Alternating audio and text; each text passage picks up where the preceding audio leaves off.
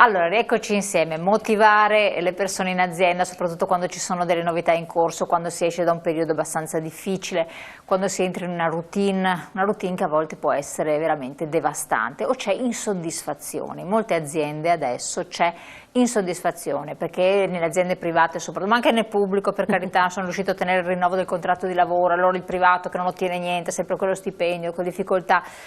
Insomma, ci sono questi malesseri che si sono acuiti in questo periodo, per quello dico è molto importante anche la vostra figura, perché in questo momento storico più che mai lo stato di insoddisfazione si fa sentire. È difficile trovare persone che siano, sì ce ne sono alcune, però siano completamente appagate e rilassate. E allora, gestione della paura e dello stress, mi ha detto la dottoressa, altre cose che vanno gestite secondo lei o instradate, che cosa può essere? La routine, la noia, la motivazione, mi sento ogni giorno la stessa cosa, come si fa? Non è semplice. Non è semplice, per questo è molto importante anche apportare un cambiamento in azienda, perché le persone, se come esseri umani, se siamo abituati a ripetere per l'ennesima volta sempre le stesse cose, è chiaro che subentra la noia.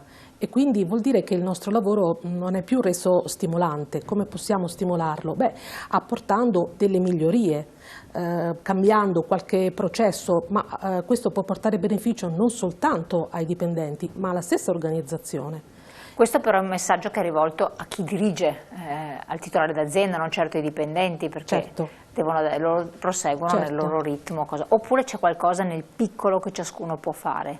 Beh, innanzitutto è importante anche cogliere i suggerimenti che arrivano dal basso, quindi come imprenditori effettivamente è necessario ascoltare quello che ci viene detto, perché chi più di chi svolge il lavoro ci può dare delle informazioni fondamentali da questo punto di vista. È chiaro che dall'alto si ha una visione diversa, magari più completa o comunque a volte anche un po' più superficiale, mentre chi vive quotidianamente questi aspetti può entrare un po' più nel dettaglio e fornire anche dei suggerimenti utili che magari con un giusto percorso possono essere implementati e quindi favorire dei miglioramenti per quanto riguarda i processi aziendali. Qual è il sentimento con cui voi combattete più di frequente? Beh, come diceva Stefania, probabilmente è quello di aver paura del cambiamento. Abbiamo sempre fatto in questo modo. Ma perché c'è il rischio, si teme di perdere il posto di lavoro, di un dimensionamento, tra virgolette, di fatto? Il rischio è quello di aver paura che le cose cambino in peggio. E non... Siamo abituati in Italia, probabilmente. Siamo italiani, quindi ormai sì, è connaturato. Probabilmente, mentre si perde di vista il fatto che il cambiamento può essere positivo, anzi tutti vogliamo lavorare per un cambiamento positivo all'interno dell'organizzazione, quindi anche magari il primo periodo, che è un periodo di assestamento, può essere un periodo un po' critico, ma di fatti poi superata questa prima fase è chiaro che i processi migliorano e molto spesso migliora anche la comunicazione, quindi tutti aspetti che rendono un'organizzazione più efficace. Resilienza, adattabilità o essere anche proposititivi, cosa può giovare, in quali tipo di aziende? Quindi qua entriamo nello specifico delle figure che possono essere anche più ricercate, voi siete anche headhunting, no? Cosiddetti cacciatori di teste, cioè selezione anche del personale per instradarlo verso quelle realtà che ne ricercano certe figure specifiche, no? Sì, beh, in periodi di forti cambiamenti come quelli che stiamo vivendo sono aspetti fondamentali, è importante che le persone siano flessibili, dove flessibilità non vuol dire perdere qualcosa, ma vuol dire guadagnare in cambiamento, in capacità di anche modificare la propria attività in modo da potersi esprimere meglio e poter accompagnare l'azienda magari per svolgere un problem solving efficace, perché sappiamo che oggigiorno tutto è in forte cambiamento, quindi anche le organizzazioni devono cambiare. Quali sono le competenze più richieste a questo punto? E quindi vediamo anche chi cambia realtà aziendale, si propone per altre realtà oppure si mette in gioco, o chi è ancora in gioco, in ballo, che sta cercando di offendersi al mercato. Quindi sostanzialmente che cosa cosa voi suggerite di ricercare maggiormente? Allora guardi, io dico sempre che le competenze più importanti, le competenze che fanno veramente la differenza sono le competenze trasversali, quindi quelle competenze, quelle che vengono chiamate le soft skills, quindi le traduciamole ulteriormente ancora di più. Esatto, no? Le competenze proprio che vanno a toccare ogni ambito, quindi non sono specifiche di una figura professionale, ma coinvolgono tutte le figure, perché sono le competenze di relazione, di comunicazione, di negoziazione, capacità di ascolto, capacità di gestione, quindi tutte quelle competenze trasversali che ogni figura deve avere. Queste sono le competenze veramente forti e che fanno un candidato più forte rispetto ad un altro candidato che ha le stesse competenze tecniche. Ecco, ci sono le competenze tecniche che possono essere uguali per faccio un esempio, 2 o 3 ingegneri che hanno lo stesso titolo di studio, la stessa laurea, lo stesso voto, anche magari lo stesso master poi di specializzazione seguito dopo la laurea, e che hanno però delle caratteristiche personali, delle competenze trasversali poi diverse, che possono andare bene in un'azienda anziché in un'altra. Esatto, possono andare bene in un'azienda, ecco, poi nello specifico le competenze tecniche, no? E Alessia lo sa bene, le competenze tecniche che oggi sono in questo particolare periodo storico molto ricercate sono le competenze tecnologiche, le competenze... Lo sappiamo, tutti lo dicono a sti giovani, ma continuano con queste comunicazione, scienza della comunicazione. Gli informatici non si trovano. Gli informatici non si trovano, vero? Sì, infatti spesso ci confrontiamo con Alessia e con Stefania perché gli informatici sono introvabili, o meglio, siccome l'informatica è fatta di tante cose, di tante competenze, tanti linguaggi, magari su alcuni ambiti ne trovi, su altri non ne trovi, però è davvero una competenza oggi ricercatissima a tutti i livelli, a livello junior, senior, base. E in realtà sarebbero cercate, ho letto, anche donne molto competenti in questo, ma sono rarissime perché vengono fin da subito non instradate verso percorsi universitari di un certo genere. Noi come SARC lavoriamo con tutti i reparti informatici delle aziende, adesso non ho la percentuale esatta, ma a livello sia di direttore dei sistemi informativi che di persone operative, penso che l'85%, 90% siano uomini. Anche se ho in mente alcuni grossi clienti in cui ci sono figure manageriali nell'informatica donne, quindi sono sempre piacevoli sorprese queste. Infatti, ho detto piacevole sorprese, qui però si innestano anche altri meccanismi, anche questi ci sono stati segnalati, ne abbiamo parlato più volte, che in certe aziende le donne ineluttabilmente comunque trovano difficoltà. Quando ci sono queste problematiche, voi potete intervenire? Riuscite? Perché non è una cosa semplice. Sì, non è una cosa semplice ed è chiaro che bisogna intervenire. Magari il direttore non lo sa neanche. So. No, perché ho parlato con diverse persone e dico, ma dillo, solleva la cosa. No, poi mi mettono nell'angolino, c'è proprio paura a volte. Sì. Pare incredibile 2021 sì, ancora. È vero. Ci sono delle realtà in cui in effetti è molto difficile portare avanti questo discorso, perché per tradizione una certa posizione è sempre stata ricoperta da un uomo, perché ecco, i reparti IT sono sempre popolati maggiormente da uomini e bisogna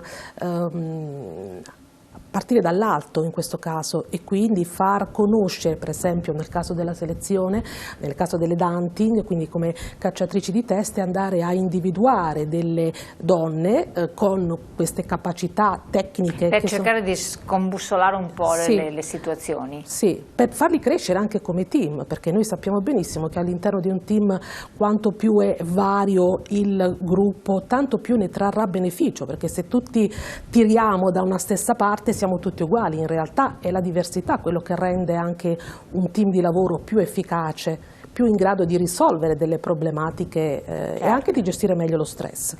Se l'imprenditore, il direttore Giuliano Bonollo dovesse scegliere un collaboratore, che cosa eviterebbe come la peste nera, come caratteristica di questo collaboratore? A voi due dovete adesso giudicare se fare bene oppure no. Dunque, la domanda è molto interessante e richiederebbe una risposta molto articolata, ma provo ad essere sintetico.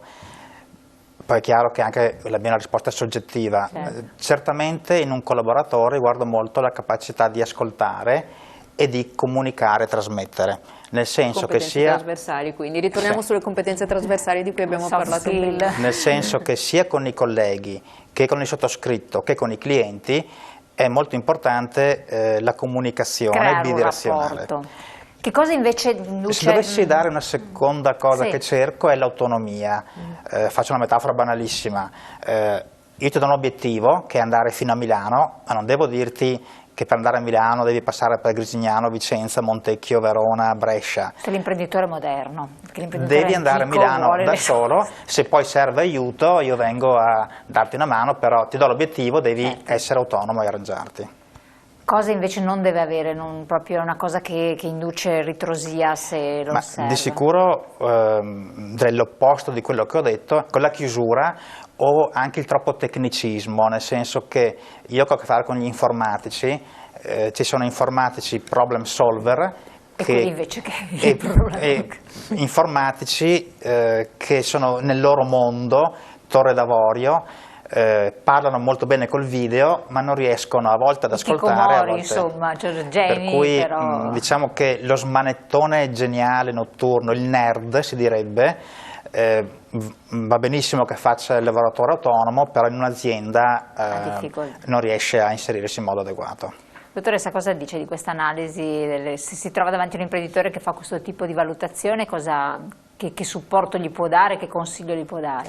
Ma dico che sono d'accordo, nel senso che dobbiamo fare... È corretto fare questo tipo di valutazioni, insomma, per far crescere bene un'azienda? Certo, cioè dobbiamo capire bene che tipo di relazioni deve avere la persona quando viene inserita nel contesto organizzativo, e quindi se devo inserire appunto anche un tecnico molto spinto, molto preparato, che però deve andare a collaborare ogni giorno con altre persone, o addirittura è esso stesso gestore di altri collaboratori, quindi è un responsabile, deve avere assolutamente delle competenze di comunicazione, di gestione, di ascolto, altrimenti non è la persona corretta.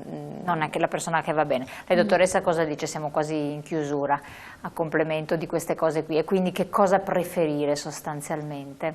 Beh, in questo caso si potrebbe preferire anche un collaboratore che magari non ha delle competenze tecniche così formate, ma imparerà sul campo, però scegliere una persona fortemente motivata e che possa crescere, e così cresce anche all'interno dell'azienda, quindi utilizzando quelli che sono i meccanismi dell'azienda all'interno della quale sarà inserito.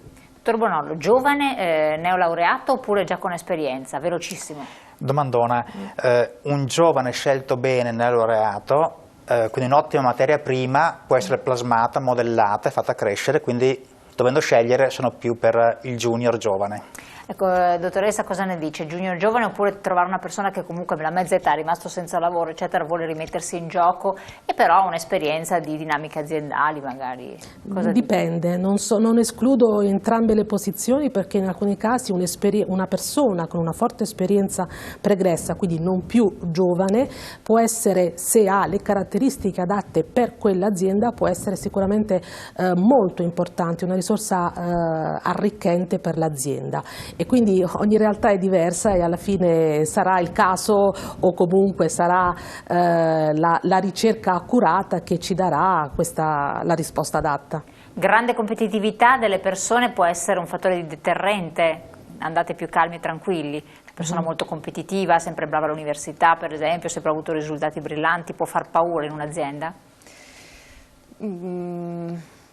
Dipende. Dipende sempre dal contesto. Quindi prima di tutto analizzare il contesto di realtà dove si devono introdurre queste persone. Perché a volte è necessario introdurre una persona che rompa gli schemi, quindi una persona molto forte, come dice lei, appunto competitiva, per un contesto che magari va rivitalizzato, una situazione da modificare. Dove c'è lo stagno praticamente, Esatto, va messa un po' di esatto. pepe. A volte invece può essere proprio sconveniente inserire una persona così, proprio perché va a creare conflittualità all'interno del gruppo. Quindi bisogna prima fare sempre assolutamente un'attenta analisi del contesto dove inserire la persona. Siamo in chiusura, ultima cosa, motivazionale. lo stipendio, la busta paga un po' più altina può motivare a volte le persone? Allora, perché non posso dire di no, certo può essere una leva interessante, però sappiamo benissimo che questo tipo di motivazione estrinseca lascia un po' il tempo che trova. La motivazione davvero che funziona è una motivazione di tipo intrinseco, quindi questo vuol dire star bene in un contesto. Star bene in un contesto, infatti, a parità di stipendio è assolutamente la leva più importante per trattenere i talenti all'interno della nostra organizzazione. Benissimo, siamo in chiusura. Cosa vuol dire star bene? Cosa vuol dire star bene? Vuol dire andare in ufficio la mattina soddisfatti, vuol dire che quando c'è qualche occasione anche extra lavoro con i colleghi sei contento di partecipare, vuol dire che la settimana vola e che arriva il venerdì sera che il tempo lavorativo è trascorso in modo intenso ma anche sereno, e vuol dire che non hai come unico obiettivo il weekend o le ferie. Invece, esatto, invece tante persone partono già che hanno l'obiettivo weekend e ferie, questa è una cosa, vuol dire che, ecco, questo allora è sintomo che qualcosa non va bene quando dalle domande emerge che i dipendenti, i collaboratori hanno come obiettivo arrivo il weekend o quando arrivano le mie ferie, vero? Sì, può essere una cosa, sì. Un sintomo di malessere, un certo. sintomo di malessere. È mai capitato di avere questi sintomi, di questa patologia? Io ho 30 anni abbondanti lavorativi e devo dire che in qualche esperienza, specie da giovane, lo sono ancora ma insomma un po' meno, ho avuto delle fasi in cui c'era una stanchezza già alle 8 di mattina e il venerdì sera pensavo finalmente siamo arrivati a 2 giorni di stacco, però mi ritengo fortunato nel senso che è successo molto raramente. Ecco, perfetto, questa è un'altra cosa. Allora, siamo proprio in chiusura. Un consiglio per gli imprenditori per fare una selezione, una corretta selezione, a parte rivolgersi alla vostra società dove ci sono delle professioniste con tanta esperienza, e questo invece nel vostro lavoro serve veramente. Sì. Proprio un consiglio flash. Non è pensare di risparmiare non affidandosi a degli esperti è un'illusione, perché perdiamo tempo, perdiamo risorse e quindi davvero non vale la pena. Per lei, dottoressa, invece un suggerimento? Un suggerimento per gli imprenditori è appunto fidarsi della valutazione, cioè capire che la valutazione delle persone può dare un ritorno molto importante, anzi un ritorno immediato. Investire sul proprio capitale umano, sulle proprie risorse umane, perché significa motivare e avere un ritorno, io dico un ritorno meraviglioso, perché le persone poi lavorano con più soddisfazione, con più entusiasmo e con più partecipazione. Vi è mai stato chiesto di programmare, di progettare un sistema informatico per la selezione delle persone?